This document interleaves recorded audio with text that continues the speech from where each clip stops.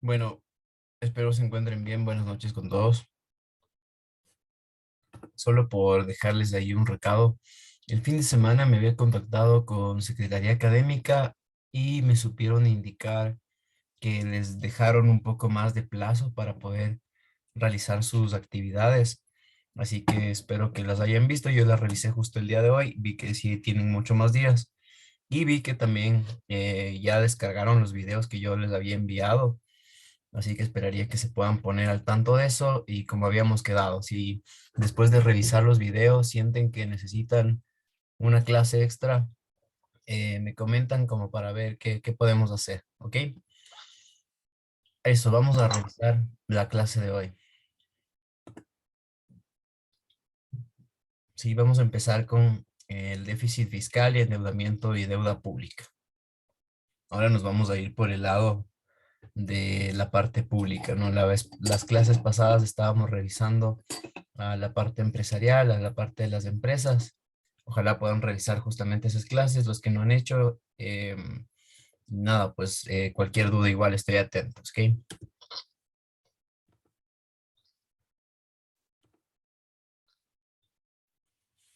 Entonces, el déficit fiscal es la situación de desequilibrio entre lo que presupuesta un Estado, un presupuesto general del Estado, que lo establece justamente un gobierno, en el cual los gastos superan justamente a los ingresos, ¿sí?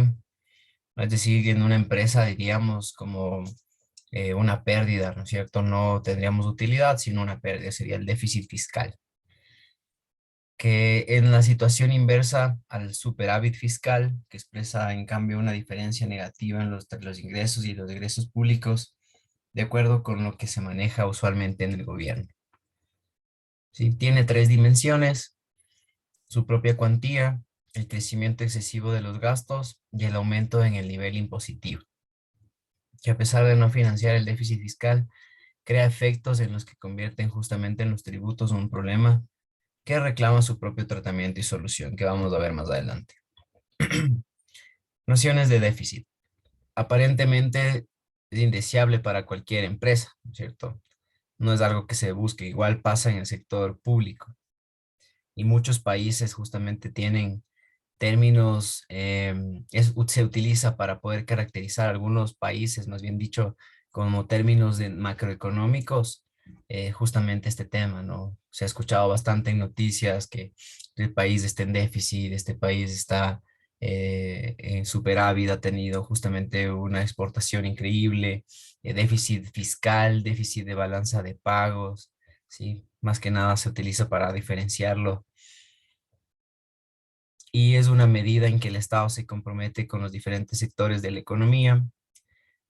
Más que nada se visualiza justamente en políticas o en proyectos de inversión social o en gobiernos que buscan justamente este tipo de oportunidades de desarrollo.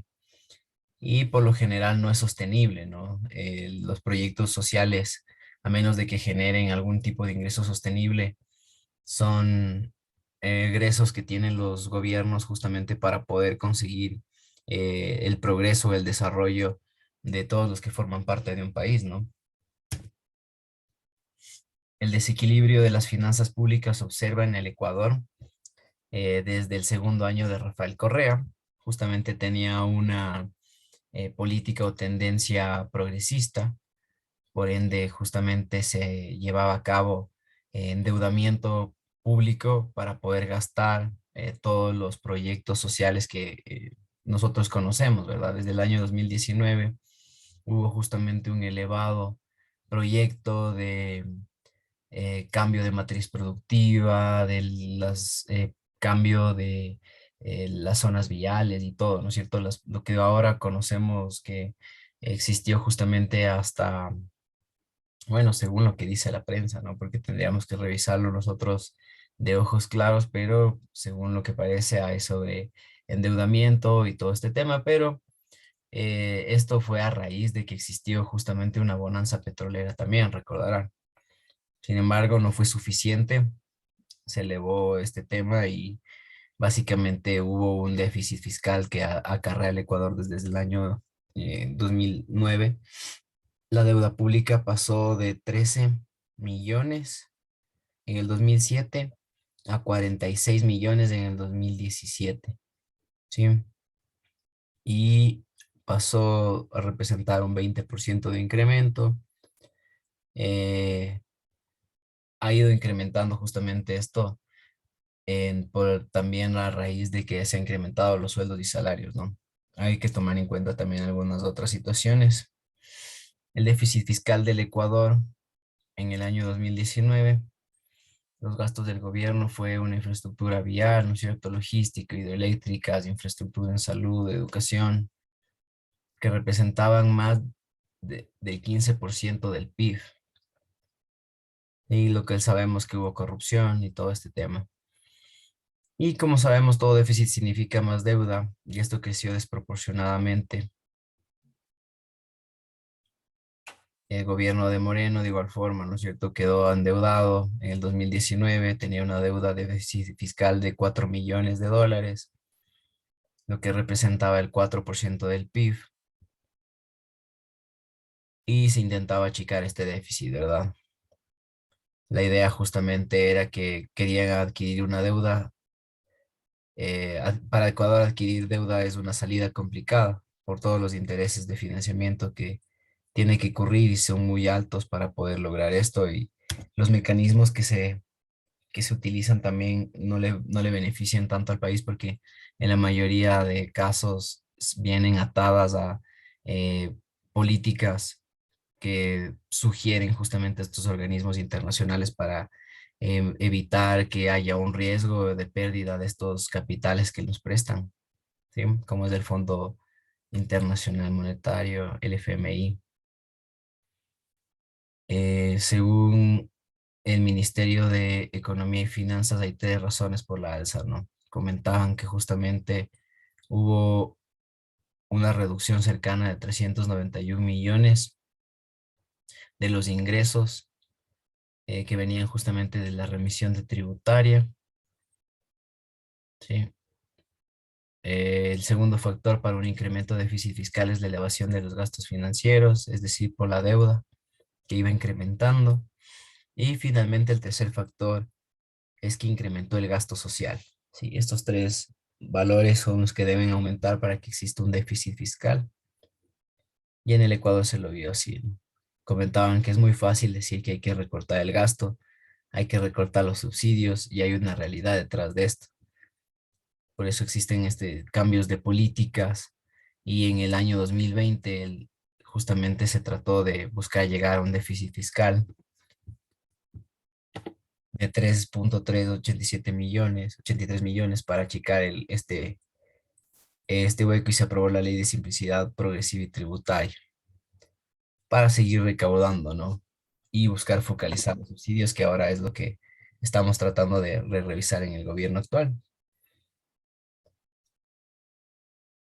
En el año 2020, pues justamente el tema de la pandemia afectó muchísimo a la economía del país, y bueno, no solo del país, sino a todo el mundo, ¿verdad? Sabemos que hubo disminución de exportaciones, recaudación de impuestos porque no hubo ventas, uno de los mayores ingresos, bueno, el 20% o el 30% de los ingresos del PIB del Ecuador, que son justamente el crudo pesado, y todo esto también se vio afectado. Entonces hubo un recorte, hubo una idea justamente de cubrir gastos improductivos, bajar egresos, generar ingresos por contribuciones con gobiernos amigos. Es lo que mencionaba justamente el ministro de Economía en ese entonces, ¿no? Para poder lograr sostener la economía, y justamente existió la idea de refinanciar las deudas que venían acarreándose, tratando justamente de lograr un ajuste y tratar de también volver a renegociar. Recordarán justamente los precios de los barriles de petróleo, incrementar siempre impuestos son una de las medidas que se toman para poder sostener de igual forma justamente a los presupuestos del Estado y evitar un déficit fiscal. Es lo que conocemos que se han venido desarrollando justamente en los últimos años. Y en nuestro caso, renegociar la deuda con los gobiernos como China, que representaba justamente el 90% de la deuda, ¿sí? Que justamente Richard Martínez, que era ministro en este entonces, anunciaba que China formaba parte de los países que podrían financiar al país para poder subsanar el tema del COVID y reducir el déficit fiscal y pagar las obligaciones como intereses de deuda externos, a seguir financiándose con el Banco Chino, que es uno de los más, de hecho es el más grande actualmente, ¿no? Del mundo, viene ganando justamente terreno y por eso en los últimos días hemos podido ver que ha existido una variación en el tema del dólar, en el tema del euro. Sí, viene habiendo un tema de inflación a nivel mundial, lo cual también genera expectativa en el tema de intereses, aumentan los intereses, aumentan las deudas en los países entran en una recesión, ¿sí? Entonces la idea es justamente evitar este tema del déficit, poder negociar las deudas, poder buscar, por ejemplo, en el caso de Estados Unidos, y el dólar en los bancos y bueno, y los países que generan moneda propia, ¿no es cierto? A raíz de políticas monetarias, generar justamente la impresión de dinero y a raíz de esto poder devaluar su moneda también, ¿no es cierto? Para solventar muchos problemas macroeconómicos o microeconómicos o que se estén dando en los países. Y justamente esos son temas que evitan el déficit. También hasta fin de año del 2020 necesitaba 10 millones del Ecuador. ¿Qué cosas pueden corregir a nivel en el último gobierno? Entonces, reducirlo, reducir justamente salarios, reducir el tema del progreso social. Y ahí es cuando existen justamente eh, malas decisiones en la elaboración de políticas públicas y siempre lo diría yo que la parte salvadora de los gobiernos siempre van a ser las empresas privadas, la parte privada, porque son los generadores justamente de empleo y a raíz de eso se generan los impuestos, porque se generan las ventas, etcétera, ¿no es cierto? Entonces siempre va a haber soluciones por el lado de la parte privada, pero en este caso, como era una emergencia sanitaria, lo único que se podía hacer era seguir recaudando impuestos, seguir tratando de buscar apoyo de la parte privada para solventar las ventas, las exportaciones, ¿no es cierto? Por ejemplo, renegociar la deuda, buscar opciones de subsidiar impuestos por medio de todo el tema que se tiene que realizar, ¿no es cierto? Políticas públicas, aprobación de una Asamblea Nacional, evitar que haya justamente este tipo de paralizaciones que vimos en las últimas semanas. El gobierno ecuatoriano baraja cuatro fuentes de recursos, ¿no es cierto? Con los que trata de obtener para poder cubrir una parte del financiamiento público. Entonces, la primera es la colocación de bonos en el mercado internacional. Y justamente se emitieron 1.000 millones de bonos en papeles con una tasa del 10,75 por plazo de 10 años. Entonces, este año espera conseguir a través de ese mecanismo 1.750 millones en total, de acuerdo con el presupuesto. Es una forma de poder generar dinero, ¿no? Colocación de bonos del mercado internacional. Donde Richard Martínez justamente indicaba en ese entonces que podía ser una solución para poder invertir, ¿no es cierto? Y que esto te genere un retorno a largo plazo, pero a la larga la tasa de interés alcanzada es demasiado alta y se debía justamente revisar también esto en relación a lo que teníamos que solicitar, ¿no es cierto? Para poder solventar el déficit que estaba sosteniendo el país. Otra opción era justamente el tema petrolero, ¿no es cierto? Que como la opción tercera justamente era que Ecuador podría ofrecer 3,5 millones a China, ¿no es cierto? Y por eso hubo justamente una visita del presidente hasta este país. Son las formas en que se van negociando, ¿no es cierto? Justamente este tipo de solicitudes ya de dinero muy grandes para poder solventar a países. sí, es la forma política en que se debe manejar.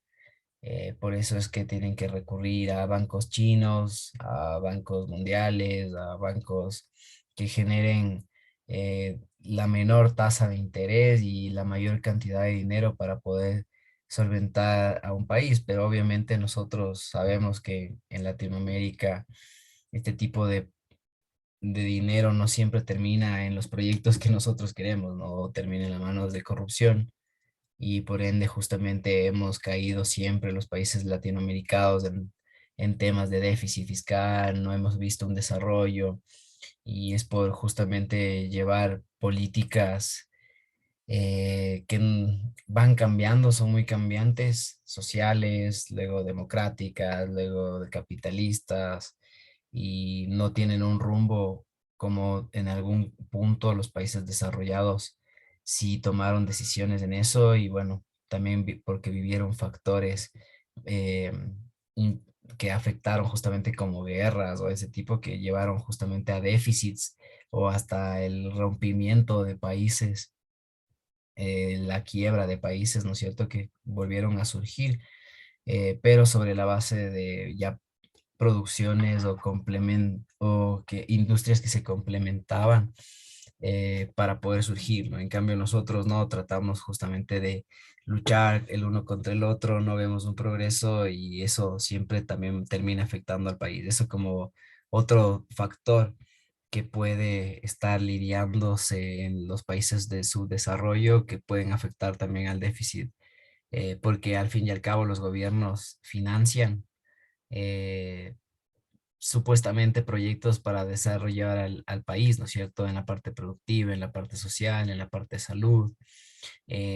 No se logra eso también por el otro lado, porque tal vez en algún punto nosotros no podemos aprovechar bien esos recursos, no solamente porque digo que no los adquiramos de manera perfecta, sino que no podemos aplicarlos también, ¿cierto? No hay una parte productiva para el desarrollo de conocimiento que se está desarrollando, por eso hay desempleo, por eso hay pues, subempleo, ¿no es cierto?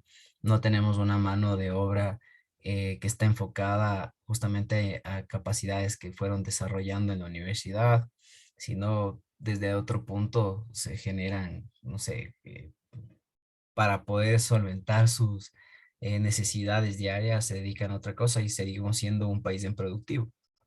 ¿Sí? Y eso también genera déficit porque no generamos un PIB productivo, sino que solamente estamos dando vuelta en el mismo PIB, estamos dando vuelta en el mismo subdesarrollo y eso es la idea de que se puedan también generar este tipo de financiamientos, ¿no? Las teorías de las fallas de mercado como mecanismo de asignación de precios y en cantidades en forma eficiente fuerza al Estado a invertir para corregir dichas fallas para, mediante la asignación de recursos y la distribución de la riqueza y estabilización, surgiendo de esta forma dos manos invisibles, ¿no? La del mercado y la del Estado. Siempre se habla de esto. Y la teoría de las fallas públicas señala que los desequilibrios ya no se pueden justificar por motivos económicos, sino por las fallas del sector público que perturban la eficiencia e introducen rigidez que conduce a que el gasto público no siempre siga el ciclo económico para atender las fallas del mercado, ¿verdad? Sino que sigue el ciclo electoral y los intereses de sus actores, surgiendo de esta forma el déficit fiscal. Como les decía, ¿no es cierto? No hay un proyecto a largo plazo. Los diría yo, me atrevería a decir sin querer sonar fan de un lado o del otro lado, los que tienen siempre un proyecto más a largo plazo son los gobiernos progresistas, ¿no? Los gobiernos socialistas. Por último, los gobiernos de derecha no, por lo general siempre trabajan para las empresas. Entonces, hay dos puntos de vista, ¿no? O generar más desarrollo empresarial o generar más desarrollo social. Ahí es donde vienen justamente estas teorías. Y el de surgimiento déficit, como lo mencionaba, justamente tiene mucho que ver con esto también. Y obviamente también los factores macroeconómicos que se pueden dar o suscitar a raíz del mundo, que pueden afectar a los países. Fuentes de financiación del Estado, recursos propios, ¿no es cierto? Sabemos que casi el 70, el 80% diría yo de los ingresos de un país son los impuestos, las exportaciones, las ventas, ¿no es cierto? El PIB que se genera por el consumo de los bienes que se dan en un país, ¿no es cierto? Es el PIB. Y las regalías del petróleo, que obviamente forman parte de entidades y programas nacionales como el IES, ¿no es cierto? La recaudación de cada persona que está afiliada por parte de la persona misma y por parte de la empresa, ¿no es cierto? Recordemos que esa es la suma de los dos valores que recibe el Estado, siendo más o menos cuántos años son de deportaciones que debemos tener, como 30, 40 creo que ahora son. Hablemos de que son 40 más o menos, son por 12 meses que tiene años, son 480 aportaciones que tenemos que cumplir, ¿no?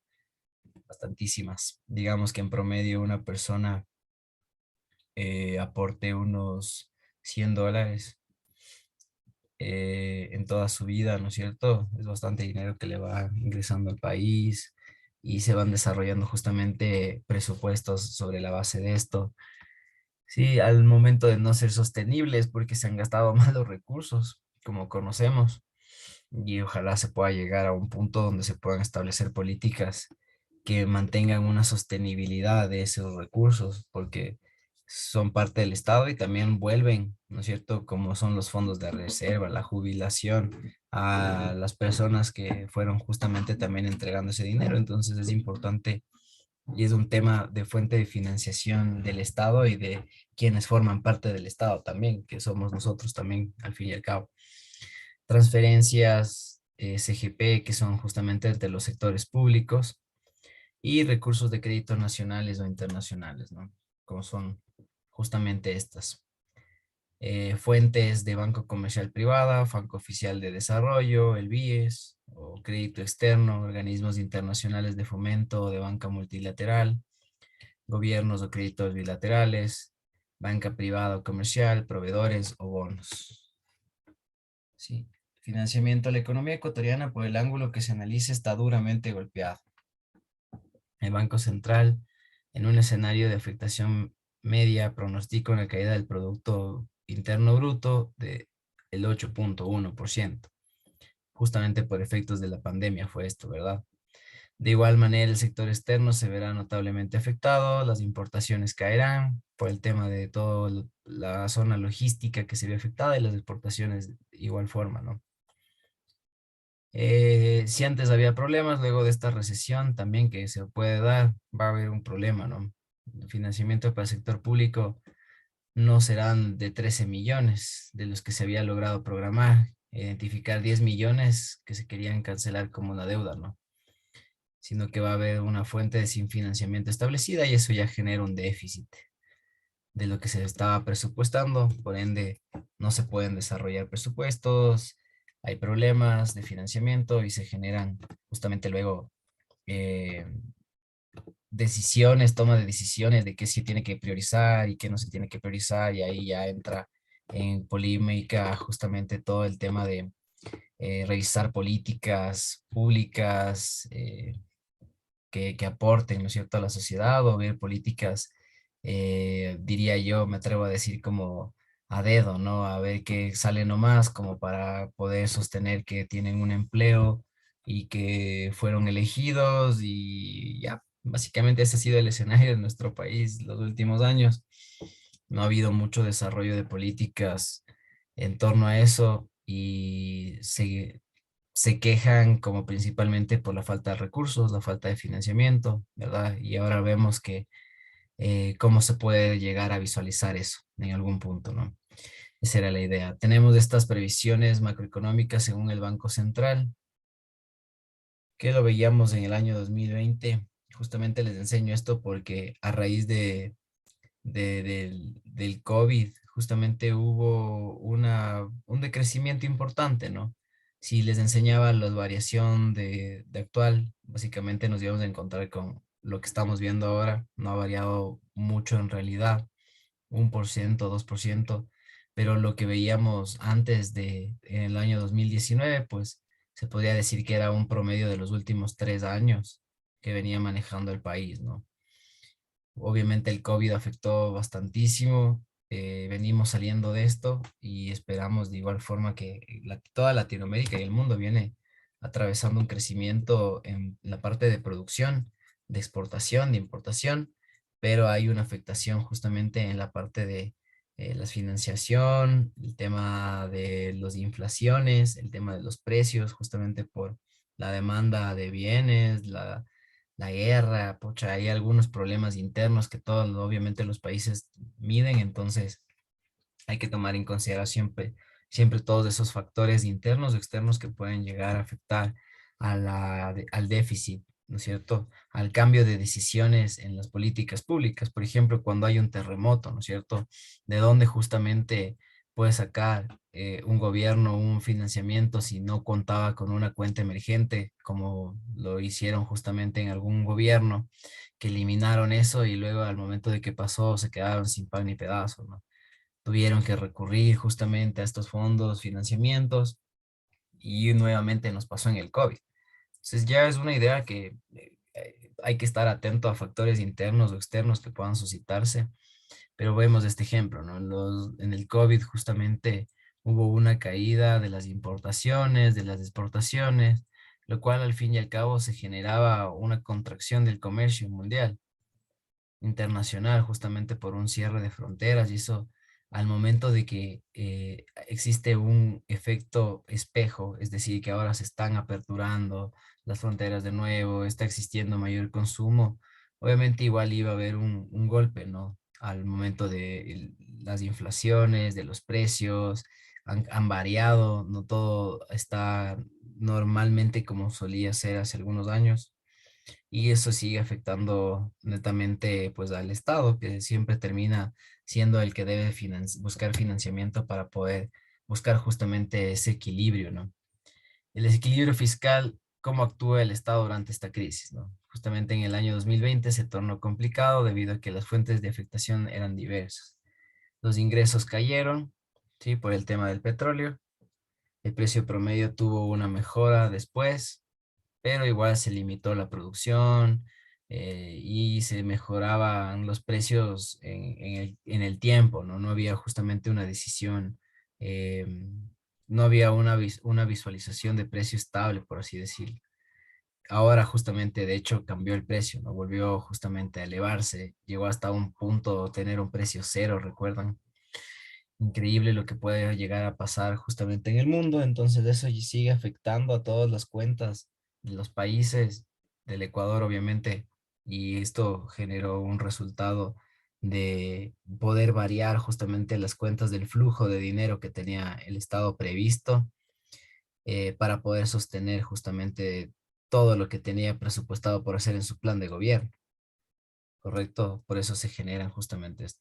Hubo un recorte presupuestario, recuerdan, masa salarial, en bienes y servicios, en gastos de capital, en intereses de deuda, y esto era lo que notificaban para poder sostener justamente o poder financiar ese déficit que existía y que habían dejado los gobiernos pasados.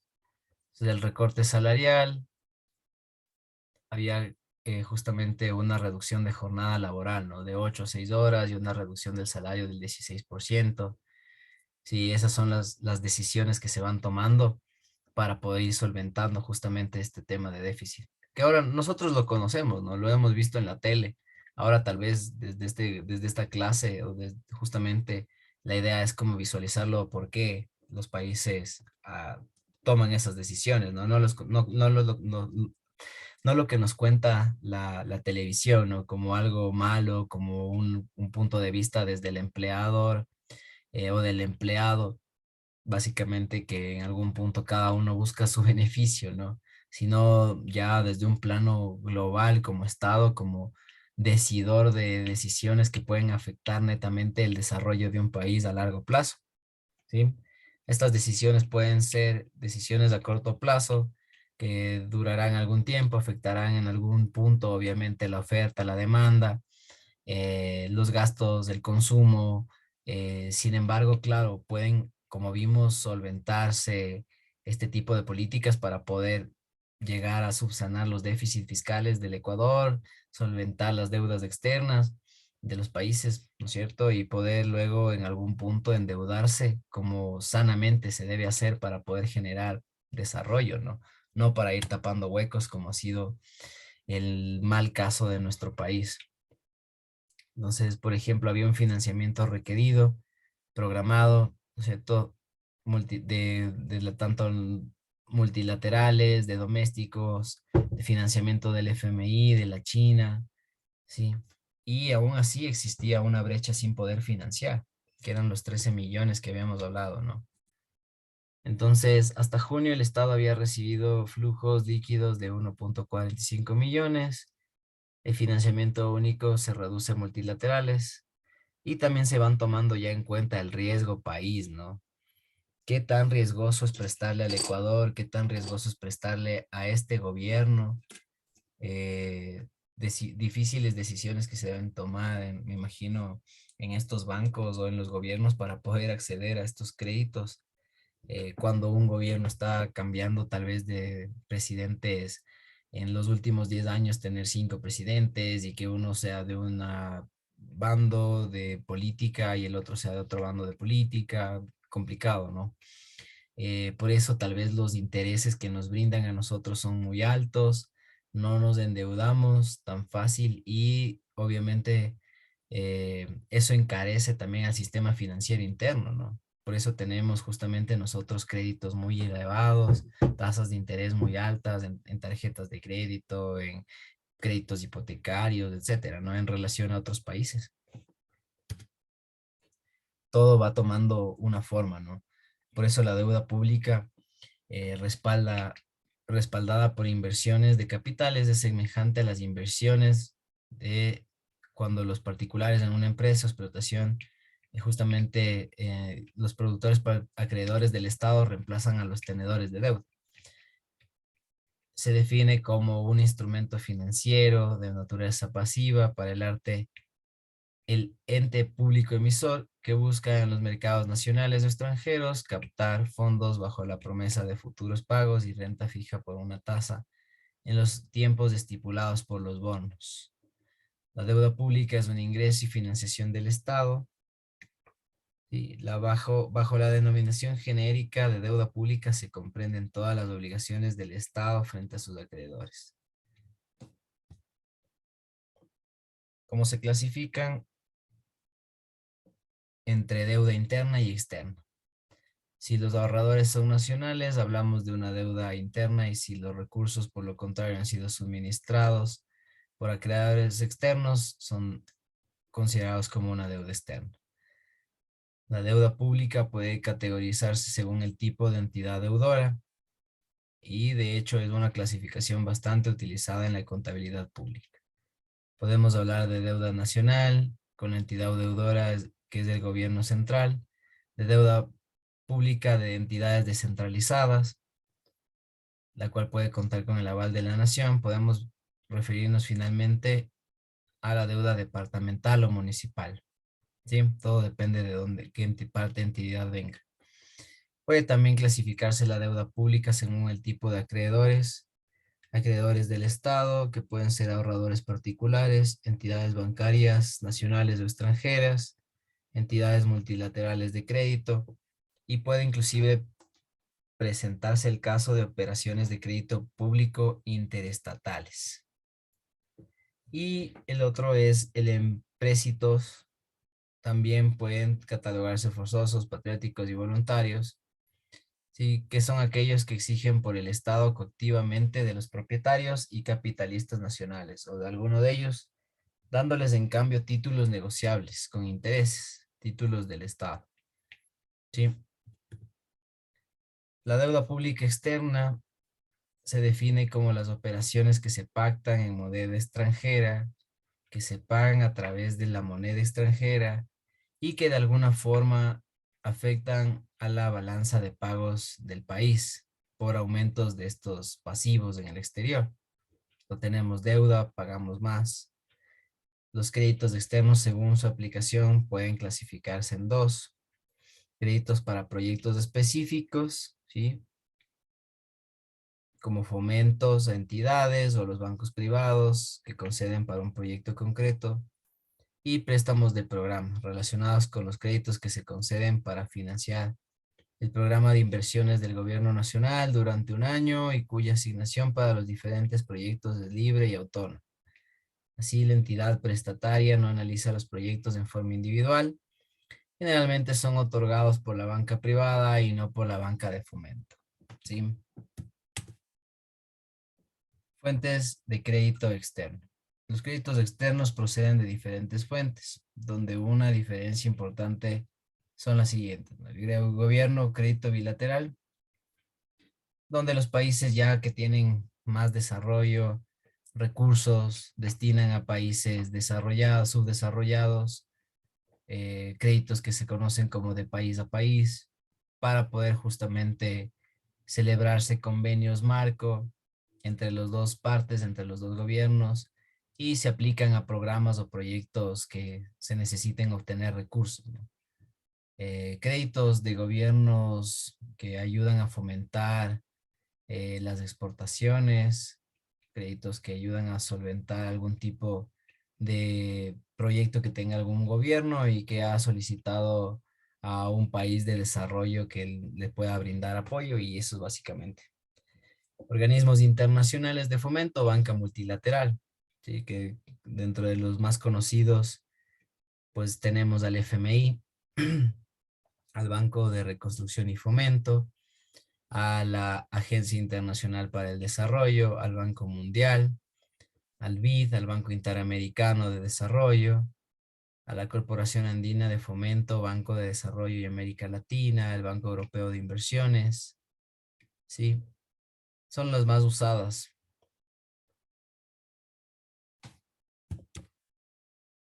Tenemos la fuente de crédito externo también al banco privado o comercial, que son recursos justamente o fuentes de endeudamiento para bancos prestamistas, ¿no es cierto? Que básicamente definen algún tipo de interés, a veces para algún tipo de sector, ¿no? El sector inmobiliario, tanto, el sector agrícola, tanto. eh, Tratando de diferenciarlos para poder justamente apoyar este tipo de, me imagino, valores o montos, ¿no es cierto?, asignados dependiendo del riesgo que puedan tener cada uno de estos. Proveedores permiten financiar también la compra directa de bienes y servicios a través de plazos para el pago otorgado por el propietario y proveedor. Sí, es decir, que no implica un desembolso de recursos monetarios, sino en especie. Generalmente los intereses se estipulan en forma constante y el monto debe incluir comisiones y otros gastos. Tenemos los bonos. La emisión de bonos es una operación de mercado de capitales, ¿sí?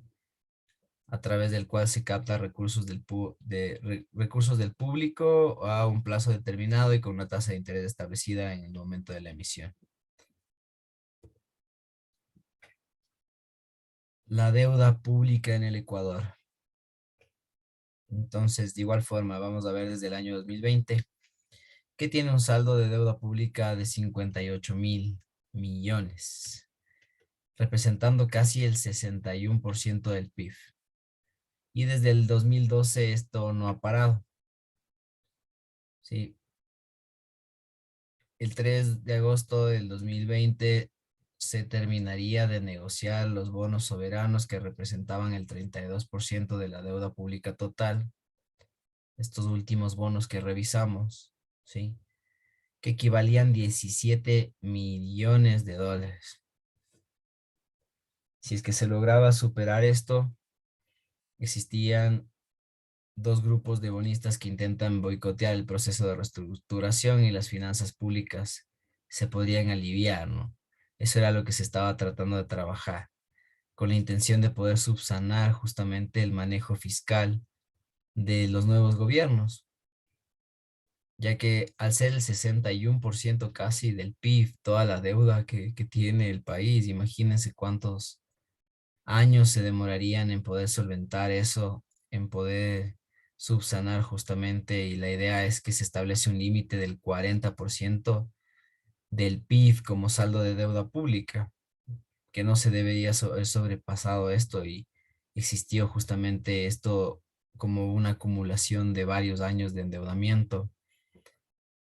Entonces, la deuda es una práctica necesaria para el financiamiento público, para incrementar la productividad del capital mediante proyectos de inversión, pero puede convertirse en un peso, especialmente cuando no se han contraído en buenos términos de plazo y tasas de interés. Stock de deuda pública, como vemos, creció, aumentó en los últimos años, ¿sí? Desde el 2012, imparablemente, la deuda interna y la deuda externa, ¿no?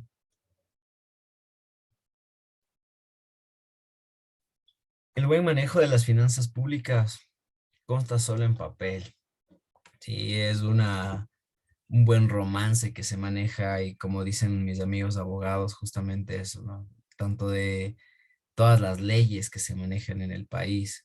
Son un buen romance, son un buen libro, una buena historia, pero no se aplican en ninguna parte, ¿no? Ni en la asamblea, ni en la casa, diría yo.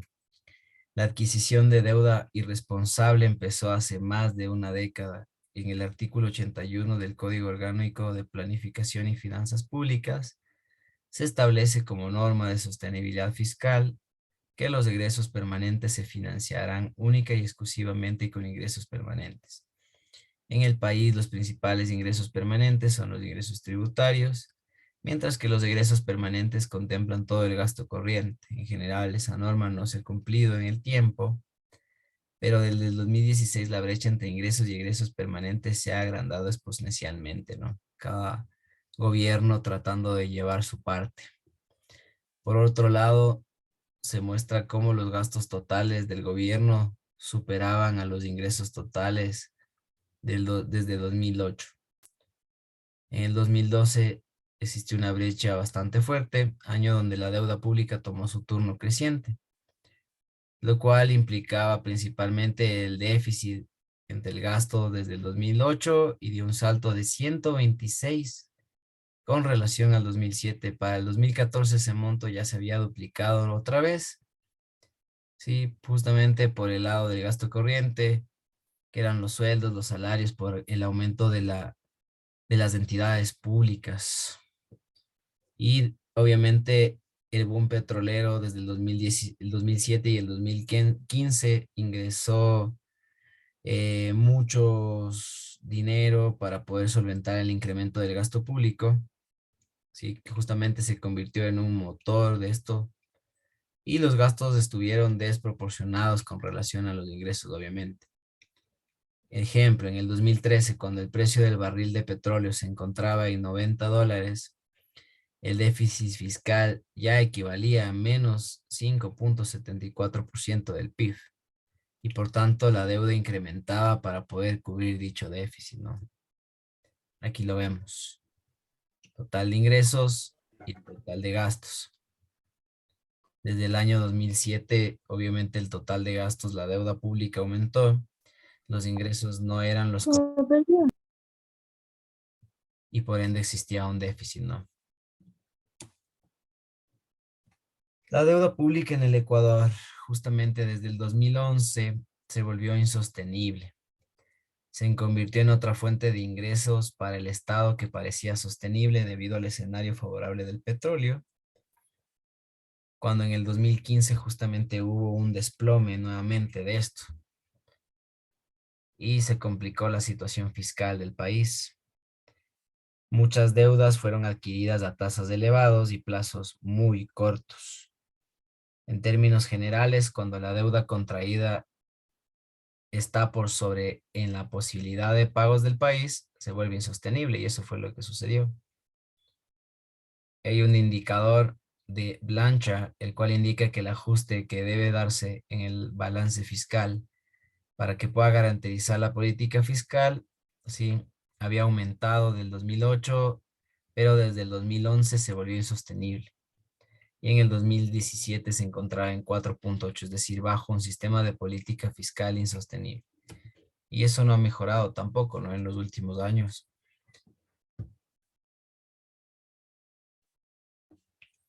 Este es justamente el indicador del cual hablamos. Entonces, la necesidad de renegociar la deuda tiene varios culpables. La deuda externa representa el 70%, como veíamos, donde los principales rublos recaían justamente en los bonos,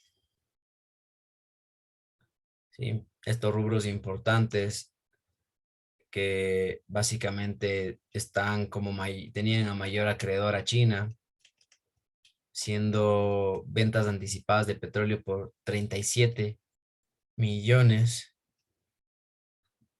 Sí, y una deuda interna de igual forma con el Banco Central y con el Banco de Desarrollo bastante elevada. Básicamente esto con el Seguro Social, ¿no? Entonces la renegociación de la deuda se dio justamente a partir del 6 de julio del 2020 y se había llegado justamente a reestructurar 10 tipos de bonos globales con pago de intereses desde el 2020 hasta el 2030, sumando un capital de 17 millones, cada uno con su propia tasa de interés. Al menos la mitad de los bonos que buscan negociarse corresponden al periodo de Rafael Correa, ¿no? Entonces vamos a ver que justamente estos bonos soberanos emitidos en este plazo se pueden evidenciar que posterior a la caída del precio del petróleo se emitieron bonos sobre los 10 puntos porcentuales de tasa de interés y a un plazo muy corto, de 5 años, de 6 años. Y estos estuvieron justamente liderados por el ministro de Finanzas, Fausto Herrera. Bastante, bastante que revisar, ¿no? Y en el gobierno de Moreno se evidencia un incremento en los montos emitidos igual, aunque son a mayor plazo y a un menor tasa de interés.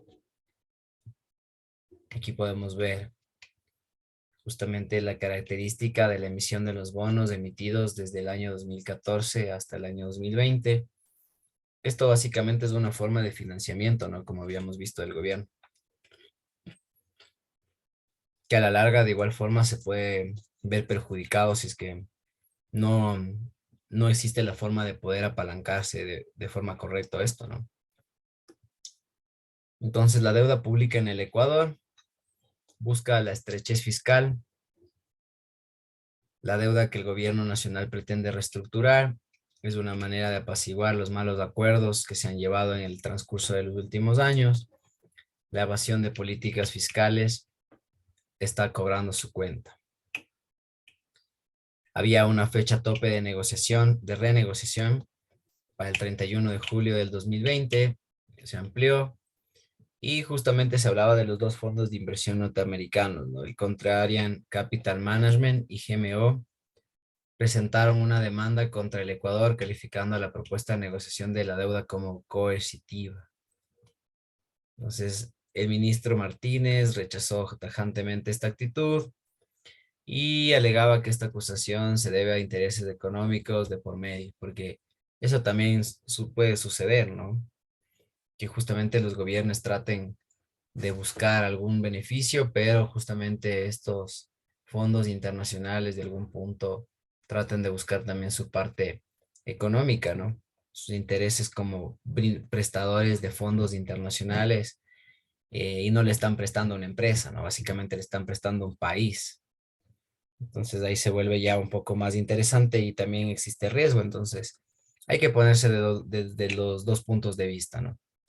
Justamente era crucial que se pueda conceder la respuesta justamente de estos tenedores de bonos y se podía justamente renegociar esto, que era lo que se trataba de buscar para poder solventar la deuda que tenía el país, ¿no? Ahí podemos ver que cómo está estructurada la deuda pública hasta el año 2020.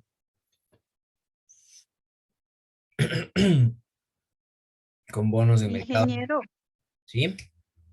disculpe, coercitiva, ¿qué significado es exactamente? Busquémosle. Bueno, básicamente es que se genera mediante una fuerza, a ver, como que se impone, ¿no? Básicamente nosotros Sí, estábamos tratando de calificar una propuesta que estábamos tratando de imponerla, ¿sí? Eso quiere decir ahí, coercivo. Ujú. ya listo. Ajá, Listo, gracias.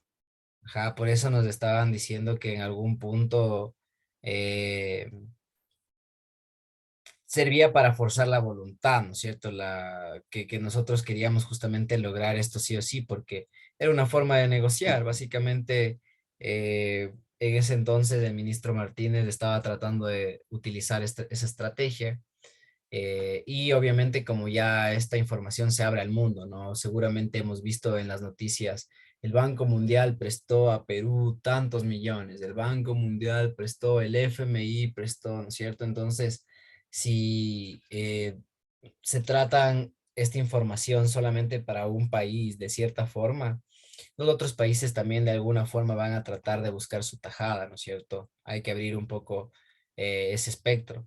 Entonces, claro, tienen que defender sus intereses económicos, como lo mencionaba justamente el ministro en ese entonces, pero en algún punto también hay que ponernos del lado de que estas organizaciones, estos bancos, lucran justamente de poner tasas de intereses muy elevadas al prestar montos muy elevados a los países y se vuelve una bola de nieve que no termina nunca, ¿no? Tenemos justamente eso, ¿por qué nos endeudamos? Entonces, existe un análisis de Alberto Acosta que se ha endeudado de manera agresiva para construir una infraestructura que no ha traído los beneficios esperados, ¿no?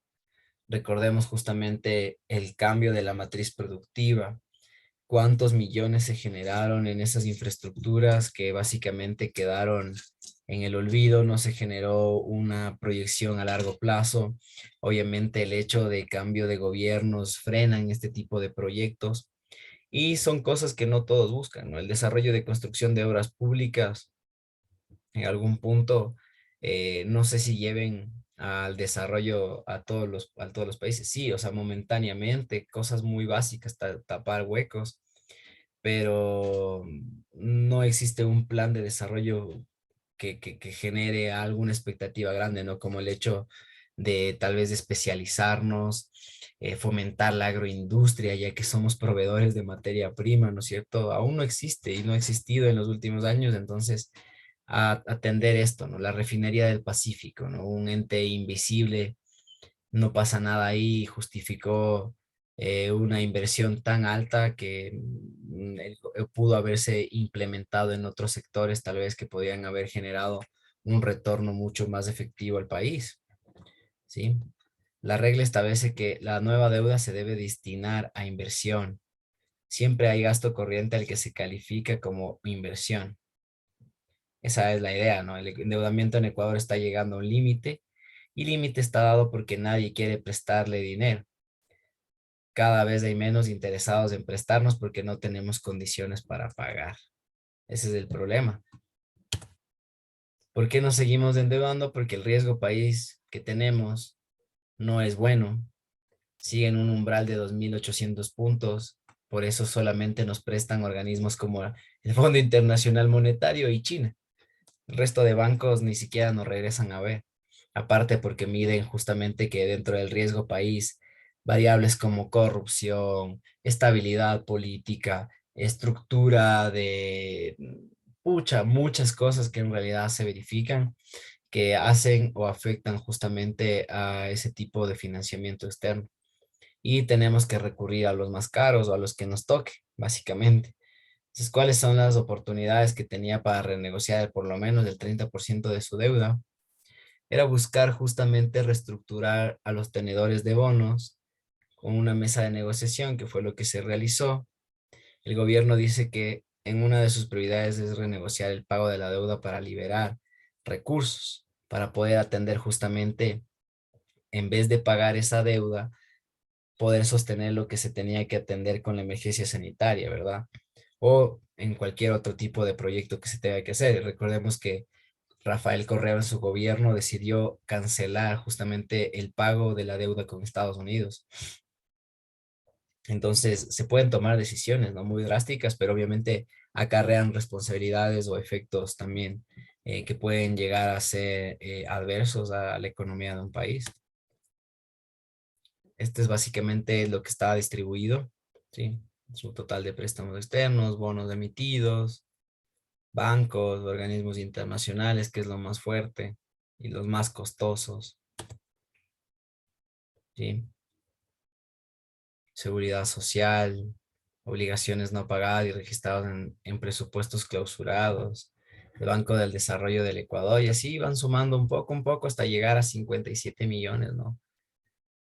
Tenemos bonos, los deudas del bonos soberanos, que igual ha ido de algún punto sosteniéndose una forma de negociar, pero aumenta de igual forma, son 17 millones, es bastante fuerte.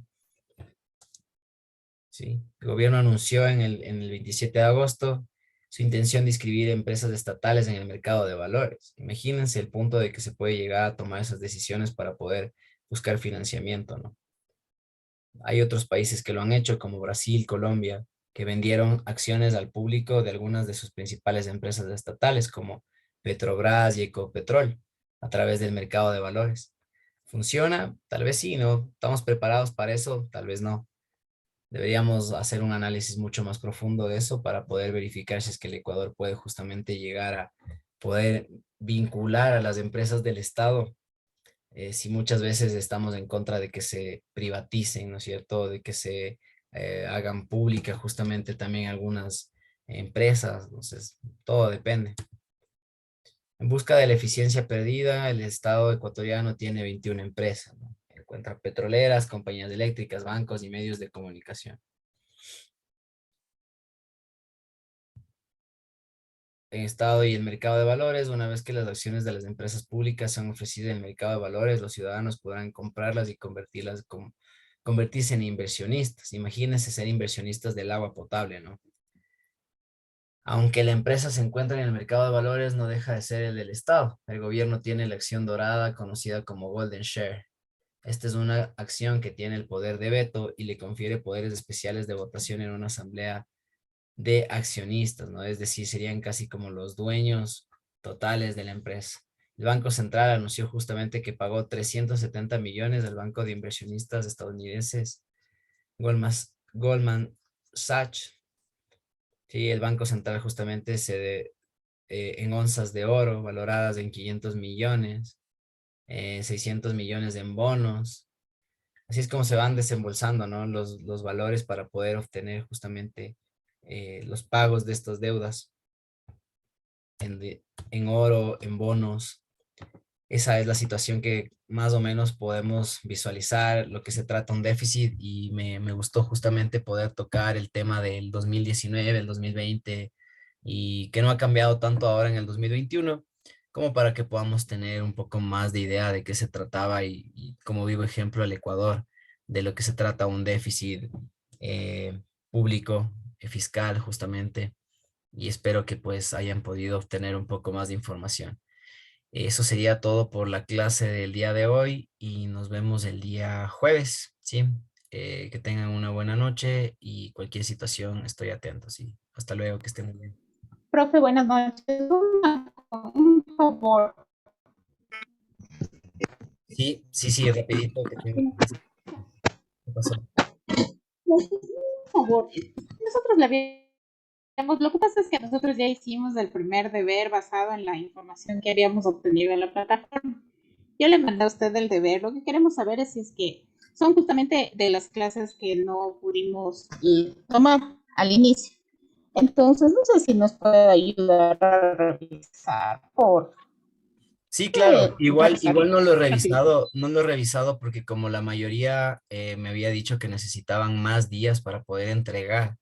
Justamente, entonces no lo he revisado. Entonces tienen un límite de más días para poder entregar sus deberes. Apenas se termine ese plazo, haré la calificación, ¿sí? Para que todos puedan, más que nada, entregar su tarea y calificarles a todos en una sola jornada, ¿sí? Eso, les agradezco mucho por su tiempo. Les tengo que dejar, tengo clases en otra.